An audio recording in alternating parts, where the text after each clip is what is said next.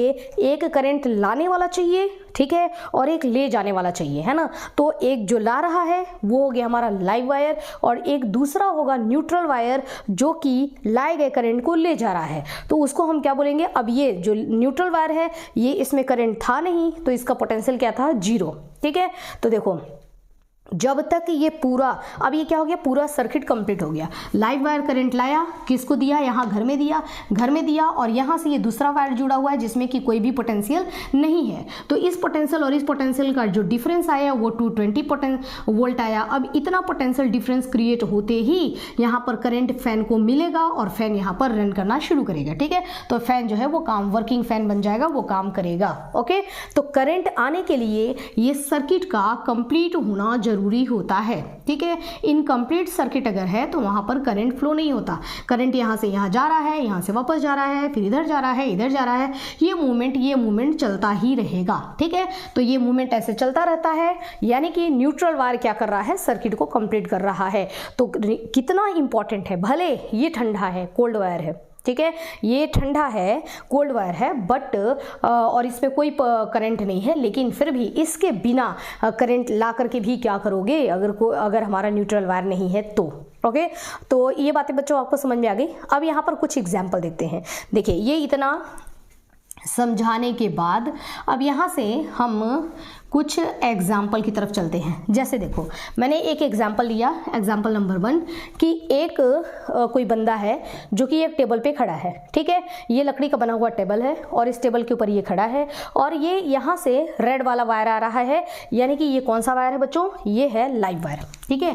तो यहाँ पर ये लाइव वायर आ रहा है और ये लाइव वायर को इसने पकड़ रखा है, टच किया हुआ है, ठीक है। अब आपको बताना है कि क्या इसको, इस बंदे को क्या करंट लगेगा, नहीं, है ना, करंट नहीं लगेगा। क्यों नहीं करंट लगेगा, ये लाइव वायर जिसमें करंट आ रहा है उसको ये इसने पकड़ रखा है, क्या इसको करंट लगेगा, नहीं। क्यों, क्योंकि सर्किट कंप्लीट नहीं हो रहा है ना। न्यूट्रल वायर कहाँ है ना, न्यूट्रल वायर तो है नहीं, इसने तो लाइव वायर को टच कर रखा है, तो पोटेंशियल डिफरेंस कायम हुआ नहीं, ठीक है। मतलब यहाँ पे 220 का तो आ रहा है, लेकिन 0 वाला कहाँ है ही नहीं। तो जो पोटेंशियल डिफरेंस क्रिएट नहीं होगा तो करंट कैसे फ्लो करेगा, ठीक है। तो इसको क्या झटका लगेगा, बिल्कुल नहीं लगेगा, क्योंकि ये टेबल पे खड़ा है, और टेबल जो होता है ये इलेक्ट्रिसिटी का क्या होता है, बैड कंडक्टर होता है, ठीक है। तो इसमें इलेक्ट्रिसिटी तो आएगी नहीं, और टेबल अगर गीला ना हो तो टेबल सूखा हुआ है, ठीक है।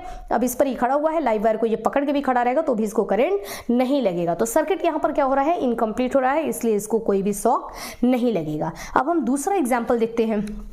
दूसरे एग्जाम्पल में क्या हो रहा है कि ये लाइव वायर आ रहा है, ठीक है। देखो यहाँ पर भी ये लाइव वायर है, लाइव वायर आ रहा है, लेकिन ये बंदा इस बार कहाँ खड़ा है, टेबल पे नहीं खड़ा है बल्कि जमीन पे खड़ा है, ठीक है, धरती पे खड़ा है, ये अर्थ पे। अब ये अर्थ पे खड़ा है और इसने लाइव वायर को पकड़ रखा है। तो अब बताओ, अब सर्किट कंप्लीट हुआ क्या, बिल्कुल कंप्लीट हुआ। कैसे, क्योंकि जो हमारी अर्थ होती है ना वो एक सबसे बड़ा न्यूट्रल वायर है, ठीक है। हमारा अर्थ सबसे बड़ा न्यूट्रल वायर है, कहीं से भी करंट आ रहा है और सारा जो है वो इस न्यूट्रल वायर यानी कि अर्थ से होकर के अर्थ में डाल दो, सारे चार्ज को अर्थ में डाल दो, सारे चार्ज को अर्थ में डाल दो, कितना भी चार्ज उठा करके आप अर्थ में डाल दो, ठीक है। अर्थ क्या होता है, सबसे बड़ा न्यूट्रल वायर है, तो अर्थ क्या कर देगा, इस सर्किट को कंप्लीट कर देगा, ओके।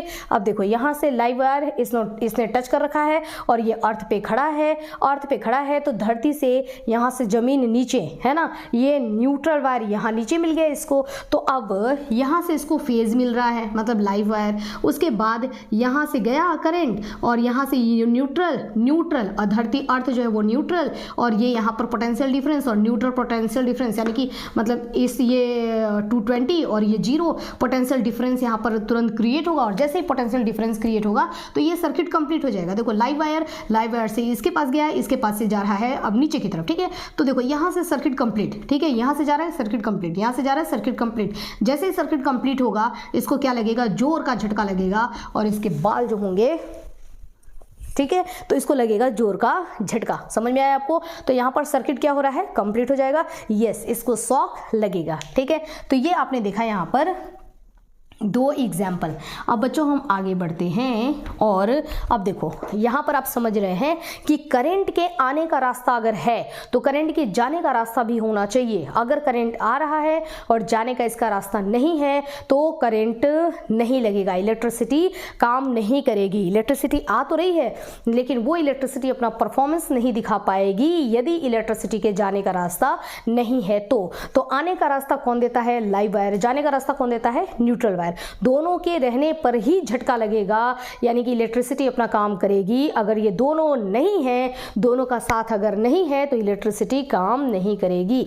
यानी कि यहाँ पर दोनों होना जरूरी है ना। ये लाइव वायर भी है होना जरूरी है जो कि करंट को ला रही है, और ये न्यूट्रल वायर होना जरूरी है जो कि करंट को लेके जा रही है। ठीक है, ये दोनों रास्ता मिलने पर ही, दोनों रास्ते जब मिलने पर ही करंट झटका देगा। यदि जाने का रास्ता नहीं है तो करंट से शॉक नहीं लगेगा।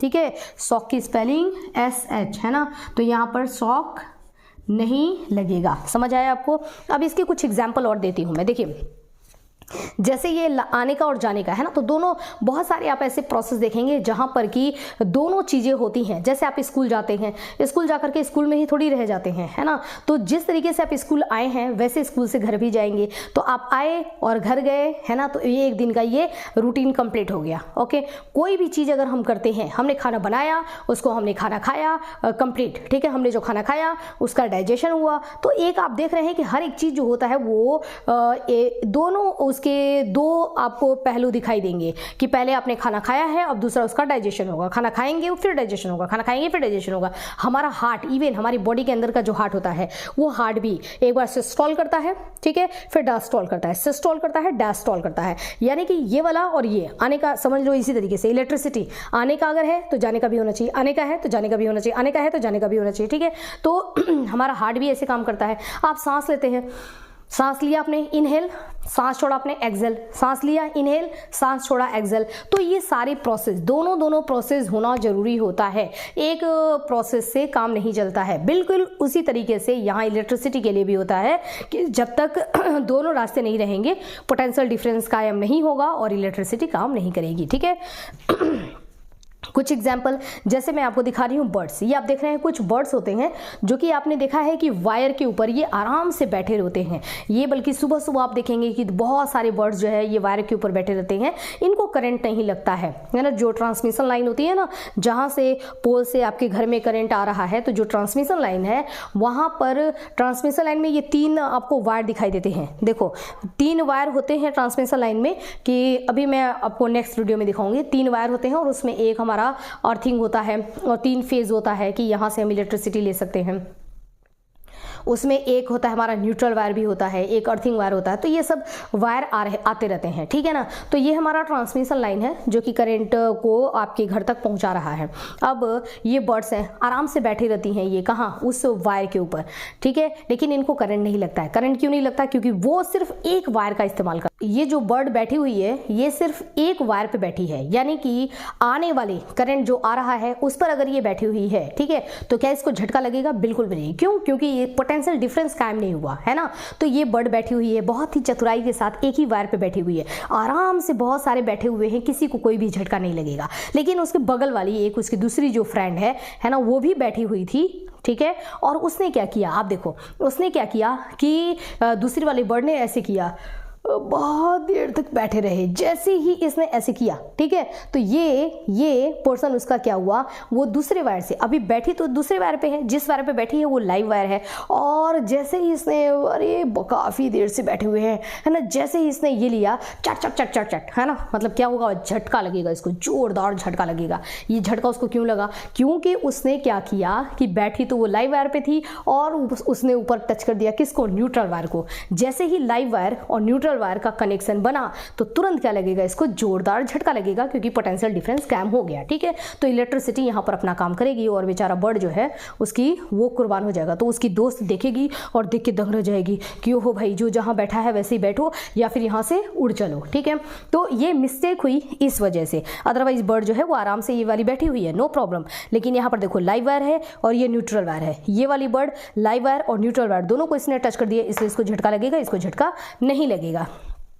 अब इस इंसान की बात करिए, देखिए ये जो इंसान है ना, ये क्या कर रहा है, इसने भी लाइव वायर को इसने टच कर दिया, ठीक है, और यहाँ ज़मीन पे ये खड़ा है, ज़मीन पे खड़ा है अगर ये, तो होगा क्या कि इसको भी मतलब ऐसे खड़ा नहीं होना है ना, अर्थ यहाँ से इसको क्या मिल जाएगा, अर्थ मिल जाएगा, और जैसे ही अर्थ मिल जाएगा तो अर्थ क्या है, खुद ही मैंने आपको बताया कि एक न्यूट्रल वायर है, तो ये सर्किट कंप्लीट हो जाएगा, ठीक है, सर्किट यहाँ से होकर के लाइव वायर और यहाँ से ये नीचे मतलब पोटेंशियल डिफरेंस क्रिएट हुआ और इसको भी क्या होगा, झटका लगेगा और इसके भी बाल क्या हो जाएंगे, खड़े हो जाएंगे। अब देखो ट्रेन पर बहुत सारे लोगों को आपने देखा होगा कि ट्रेन की छत पे खड़े रहते हैं, ठीक है, अगर ट्रेन की छत पे बैठ करके जा रहे हैं, कभी कभी बहुत गैदरिंग होती है, भीड़ होती है, आप देखिए ट्रेन की छत पे वो बैठे रहते हैं, तो ट्रेन की छत पे बैठे हुए हैं वहां तक तो कोई प्रॉब्लम नहीं है, लेकिन बैठे बैठे आपको ध्यान रखना है कि आपको खड़े नहीं होना है, ठीक है, जब तक आप बैठे हुए हैं तो वायर ऊपर से जा रही है, ट्रेन के ऊपर से वायर जाती है ना, तो वायर ऊपर से जा रही है, आप आराम से बैठे रहिए, उसे टच थोड़ी हो रहा है तो कोई दिक्कत नहीं है, लेकिन जैसे ही खड़े होते हैं तो जहां ट्रेन होती है, ट्रेन की जो पटरी होती है ना, उस पे वहां से न्यूट्रल वायर वहां से अर्थ में जा रहा है, ठीक है, तो न्यूट्रल वायर वहां पर कनेक्ट है और ये ट्रेन जो है ऊपर से ले रहा है वो लाइव वायर, ठीक है, तो लाइव वायर और न्यूट्रल वायर दोनों का क्या करते हैं हम, आपको पोटेंशियल डिफरेंस क्रिएट करते हैं जिससे कि करंट मिलता है। अब ये बंदा अगर केवल ट्रेन पे बैठा हुआ है तो नो प्रॉब्लम, लेकिन जैसे ही अगर ये खड़ा होता है और इसने इसको टच कर दिया तो नीचे से इसको न्यूट्रल वायर मिल रहा है और ये ऊपर इसको लाइव वायर से भी ये टच हो गया और तुरंत क्या होगा, तुरंत ही धुआं निकल जाएगा, ठीक है, बहुत बड़ा शॉक लगेगा, है ना, तो ऐसे भी नहीं होना है, ठीक है।